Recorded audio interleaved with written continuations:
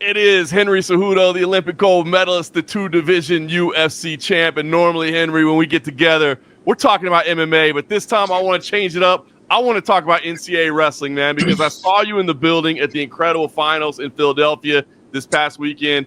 And I just had to ask you about the moment that everybody's talking about, right? Wyatt Hendrickson gets the late takedown of Gable Steveson, the Olympic champ himself, prevents the escape as well, and walks away with the upset win.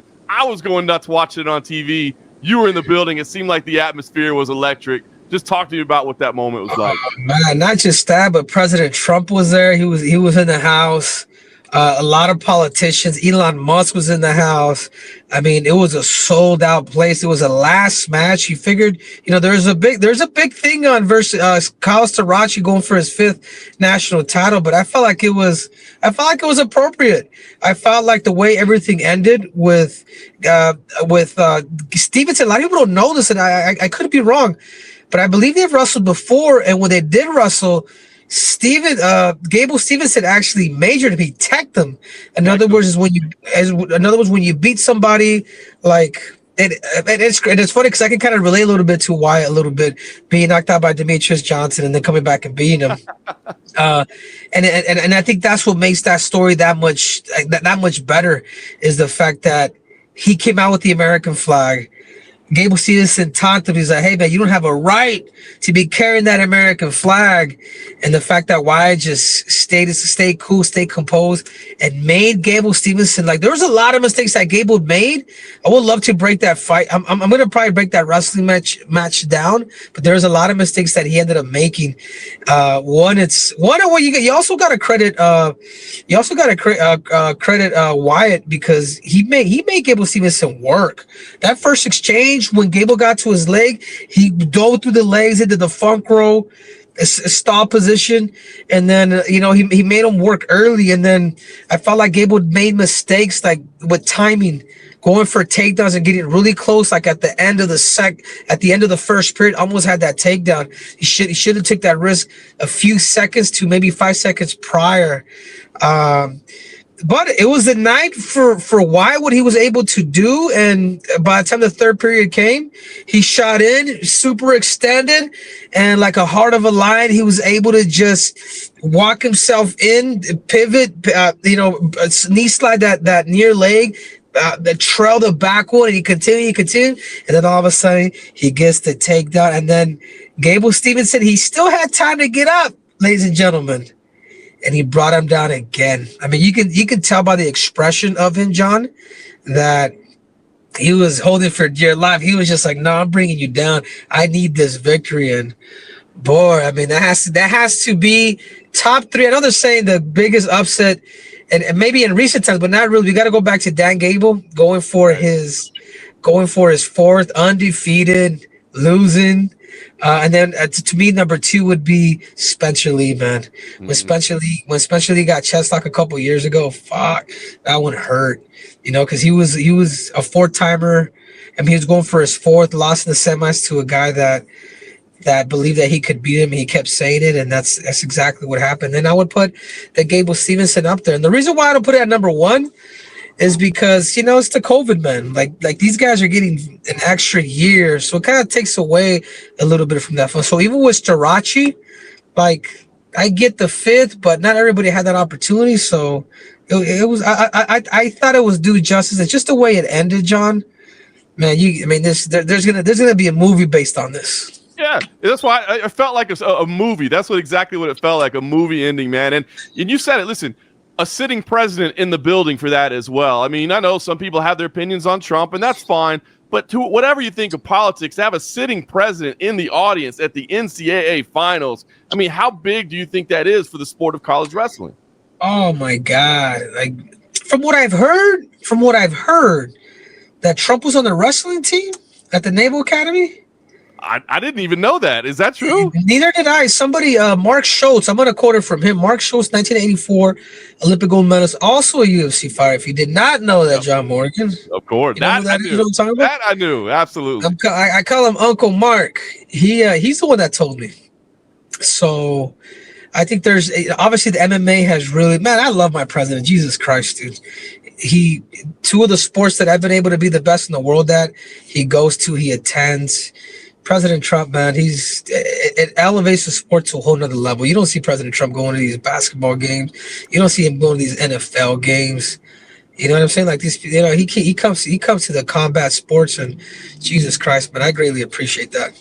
That's awesome, man. Well, listen, I want to ask, because this is what caught my attention, right? Like, I've been working with CFFC Match Day the past couple of years, putting college wrestling on UFC Fight Pass, and it's made me a big fan of the sport, man. Even with all my years of MMA, I wasn't really following college wrestling, and now that I am, I love it, man. But to see you out there, I know how busy your life is. I know how much you got going on. I know how difficult it is to get you away for the weekend across country. So when I see you there, I think, man, Henry still got that love for wrestling. So what is it about this tournament and about this sport that with all you got going on in your life, you're like, no, I'm going out there? And it wasn't just the finals. You were there for the semifinals too, right? I mean, what is it that you still go, I'm going out there? Because it's plain and simple, John. Whether you want to agree with me or not, it's the greatest sport on earth, man. It's the greatest, grittiest, most competitive sport in the world. And I enjoy competition. I go to the track and field events too, man. I go to the Olympic trials for track and field. I love to study how people win, man. I go to the Olympics every 4 years. I'm a fan of competition, and particularly the sports that are just the toughest in the world. You know, I keep up with boxing like religiously. I love boxing. Like the most competitive, man, I feel like it's wrestling, boxing, track and field, gymnastics, like all of those. So the semis get tasty because, man, that's where it's like, dude, at the top was better than the finals. Yeah. The semis are absolutely nuts because they know, dude, like everybody had that dream of becoming an NCAA champion. They know that you win that semis, bro, you're a step closer, and then the fans are on there. Like it's sold out from the bottom of the rim to the top of the rim. No Diddy. It is an amazing sport, man, and I've been happy to get to know. So here's what I see. Everybody that's in wrestling is like, man, we know how great wrestling is. We got to grow this thing. You're a master of promotion. You're a master of getting people's attention. What do you think it's going to take to get the sport of college wrestling to get more eyeballs on it and to help grow it? No, it's already grown. I think MMA has really elevated it. Honestly, we got to get into the UFC now. Man, I'll be quite honest with you. I like jiu-jitsu and whatnot, but dude, it's like watching paint dry sometimes. With wrestling, it is so active. I mean, Uncle Dana, Hunter, like let's get wrestling. Let's get wrestling on at the apex. Like, let's do this, man. Like, it's an Olympic sport. I think it would only help jiu-jitsu if they're able to pump and wrestle, which is already an Olympic sport, to get jiu-jitsu in the Olympics. So I challenge Uncle Dana. I know he's putting in like $12 million in jiu-jitsu, but a lot of the dudes are just, man, they're juicing up, bro. Like I became an unfan of it. Even watching the ADCCs, I get it, everybody's doing it, but like, dude, to what point, man? Someone's gonna end up fucking dying and overdose or having, like, you know what I'm saying? Like these dudes are juiced to their gills. It's still cool. I did go 1 year, and when Mo was running it, Mo was doing a good job, and he did everything to promote that sport, and people shitted on him. They pretty much ran him out. But I feel like there's another shot in wrestling, and I think people need to take that shot. Wrestling to me is the king of kings, and I'm just happy to be a part of it. I love it, man. I think that's so well said, and I have the same belief as you, man. So now let me ask you from a different perspective. Participation, right? Getting kids to do it. What do you think the pitch is there, right? Like, you grow up in Iowa, yeah, you're probably wrestling, but you in Arizona, me in Las Vegas, wrestling is not an easy sport, right? I mean, it's a hard one. So how do you get kids interested in participation levels? I don't think you start the kids too early, man. Wrestling is not jiu-jitsu where we're giving belts. And I think that's what makes the sport special. It takes a special human to like it and to do it, to really love the one-on-one competition. It really falls back to educating the parents and making sure the parents ain't sticking their kids and because they never did it, and don't live your dream through your kid. And I think, and I'm gonna give you an example, John. I have a nephew who's one of the top kids in the country now, and we started him wrestling at 11 years old. Oh wow! We had him around it, like, obviously my brother's one of the top coaches in the world, man. He was voted coach of the year in 2023. Angel Cejudo, real smart man, real brain, like creating guys from top to bottom. So I look up to my brother more than anything. But that being said, we came up with the plans. Like, dude, we're two ghetto kids that started wrestling at that age. We're like, dude, like it came from us, dude. Like nobody really pushed us, and we did that to our nephew. Even though my nephew was around it a lot, but we were never on him. And get this, John, within 2 years, my nephew of wrestling of wrestling 5 days a week, he won the toughest kids tournament in the country, which is Tulsa Nationals. Wow. So you got good coaching. You got good coaching. You got the kid has desire. You got great coaching. I mean, it's almost a cheat sheet because we knew it's like, all right, man, this kid's around nothing but killers, and he's around nothing but brains. So he kind of became an experiment for us. But won the whole shebanger, dude. That is awesome, man. Congratulations on that. And listen, I guess, obviously at another level, you don't want to encourage people necessarily to fight, but people do have dreams of fighting MMA. I know you may be a little biased, but there's no better place to start than as a wrestler, right? I mean, that is the best base for mixed martial arts. Well, it's not just that. It's like, look at the stats, dude. 85% of all former champs are all come from a wrestling background. Yeah, absolutely. Are those stats off, or have they gone higher now or lower? You tell me, John. I mean, I haven't run the numbers Uncle lately, John. but it's got to be up there. I mean, obviously, you look at the history and the base. It just, to me, that's the place you start from. Yeah, and anybody that could beat anybody is a wrestler. You know what I'm saying? That's the last matchup that you want to go to is another freaking wrestler. I dig it, man. Well, listen, Wyatt Hendrickson made all the headlines, but you met Carter Starachi, Penn State, their dominance, what they're building. You had David Taylor in there for Oklahoma State. Nebraska had a couple champs. I guess, what was your favorite kind of storyline or athlete or outside of Wyatt Hendrickson that everybody's talking about? Yeah, I think other than Hendrickson, dude, I'm gonna have to say Jesse Mendez, man. Jesse Mendez losing 3 matches, not winning the Pac-10s. I'm sorry, the Big Tens, not winning that, losing to 2 of those guys that he ended up avenging that loss to become a 2-time NCAA champ in the toughest weight. To me, 141 pounds is the toughest weight at the NCAAs with Brock Hardy. You have Bo Bartlett, Jesse Mendez. I mean, dude, that whole weight was just stacked from top to bottom. It could have been anybody. But that being said, John, it was there was a lot of great. Even from 125, a true freshman won it. Yeah. A kid from North Carolina, I believe. NC State. Yeah, Robinson. I forget his first name, but Robinson. Vince Robinson. Yeah, then at 49, man, dude, that kid has gone through the ringer to it with Lovett. Lovett has not won anything, only making it to the finals a year, 2022, losing to the 4-timer and Yanni Dakamohalis. 57 was a lot of freaking upsets. 57, dude, I think everybody got that one wrong. Yep. 60, dude, I'm starting to, is it 65? Yeah, 65 with Messenbrink. With Messenbrink? He was Messenbrink was the most dominant out of all of them.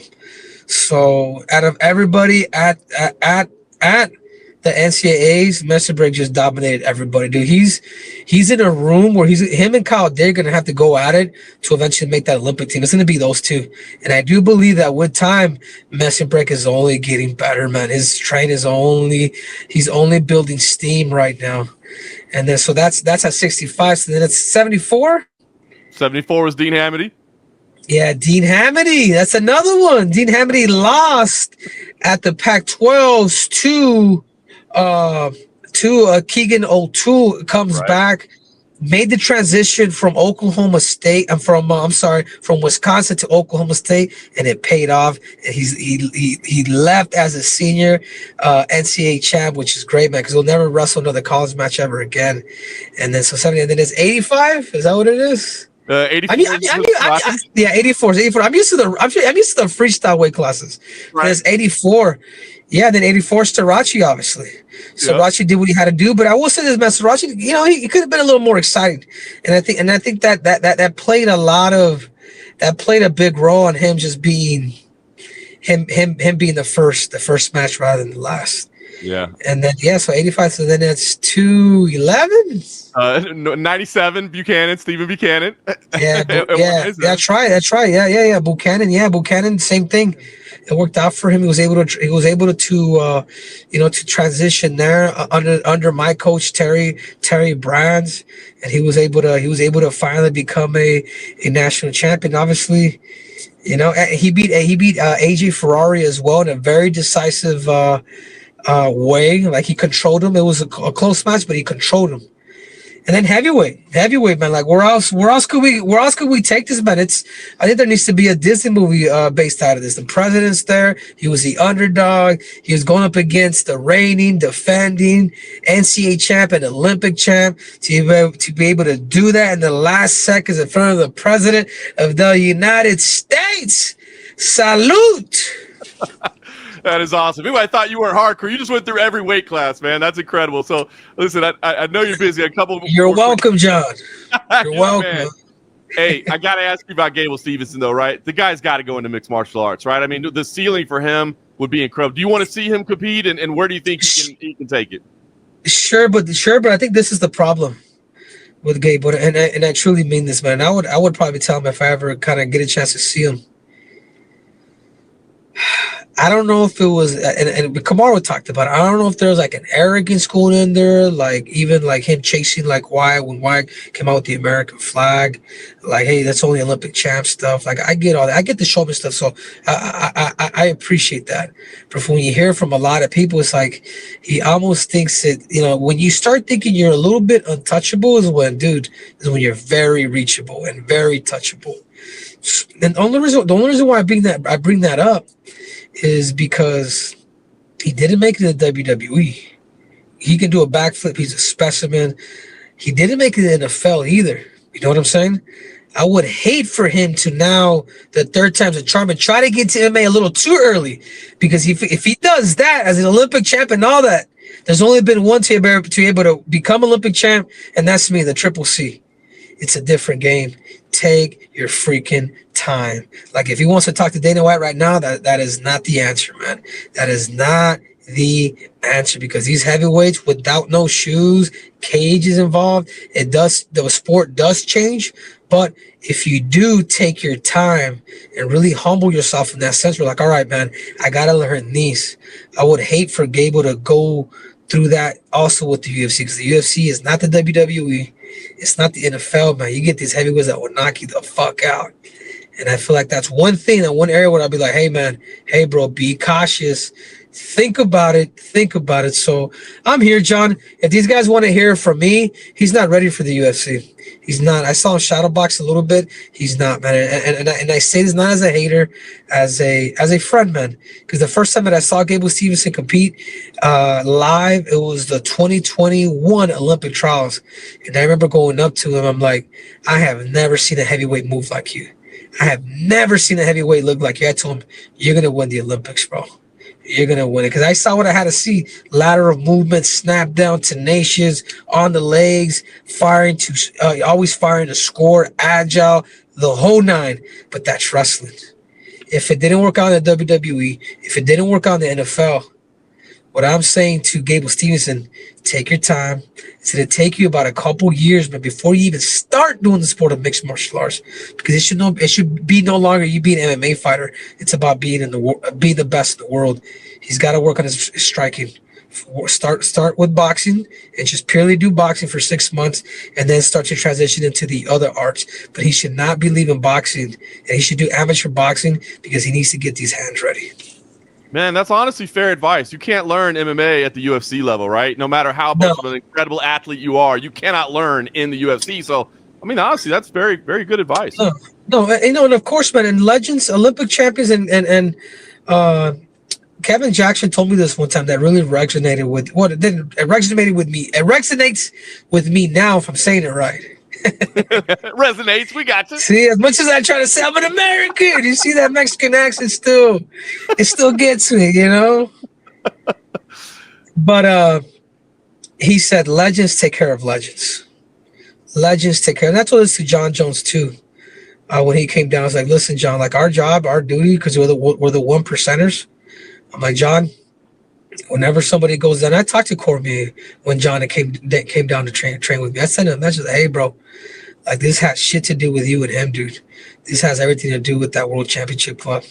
We have to take care of each other. And when I sent Daniel, I sent Daniel that message, and then Daniel was just like, man, he's like, you're the fucking man, Henry. I was like, I just feel like out of just my friendship with you, I just want to let you know where that's coming from. You know, that's awesome, man. That's really cool. Well, awesome, man. Well, Henry, I appreciate you getting a chance to catch up on wrestling, man. I look forward to doing this in future years, man. It's cool seeing you there. Last thing I got for you, your conversation with Trump. I did hear you say you got one more fight left. I know you were a little frustrated last time. Is that a firm plan? We got one fight left in the tank, and that's going to be it for Triple C? Yeah, I think that's it. Honestly, John, like my eye, like I just got done with I got another ophthalmologist to just to have a second look. This is my eye from that fight with Song. Oh wow. It's still fucked up. And I'm still like, and I told the doctor, I started getting scared. I'm just like, every time I lay down, I keep seeing double. It took me 5 days after the fight to stop seeing double, and it was just blurry. And it was that little corner one that caught me. So it wasn't even ones that went in deep. It was that little corner one that caught me at the very end. Jesus Christ. I want to make sure that I'm there for my kids, dude. And I think sometimes accidents like this happen, and I get it, man. Like, there's no ill will towards Song. I'd love to fucking fight him again. That's if that could be my last fight, But I don't think Dana's too happy, dude. I do feel like Dana's fucking mad at me for retiring in 2020, and that's still in him. So I do want to have a one-on-one conversation with them.